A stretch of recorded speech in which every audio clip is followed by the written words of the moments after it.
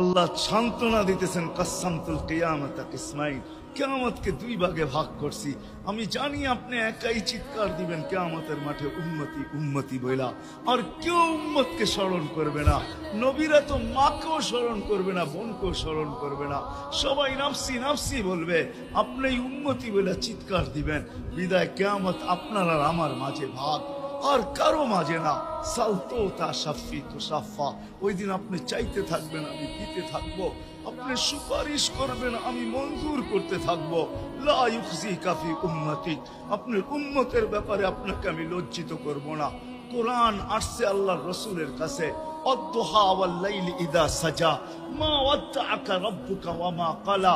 এই সূরার ভিতরেই আছে সাওফা ইউতিকা রাব্বুকা ফাতারদা, আপনাকে আমি রাজি করে ছাড়বো।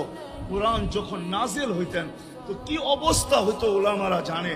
আল্লাহর রাসূল ঘামতে থাকতেন, এতটুকু কষ্ট হইতো, কখনো কখনো বলতেন কাদার রু আইয়াখরুজ, মনে হয় আমার রুটা বাহির হয়ে চলে যাবে। ওই কষ্টের ভিতরে জিবরিল যখন সাওফা ইউতিকা রাব্বুকা ফাতারদা পড়তেছিল, ওইখানেই থামায়া দিছে, জিবরিল থামো। বলছে কেন, সূরা এখনো শেষ হয় নাই। বলছে থামো, আল্লাহ আমাকে রাজি করতে চাইতেছেন।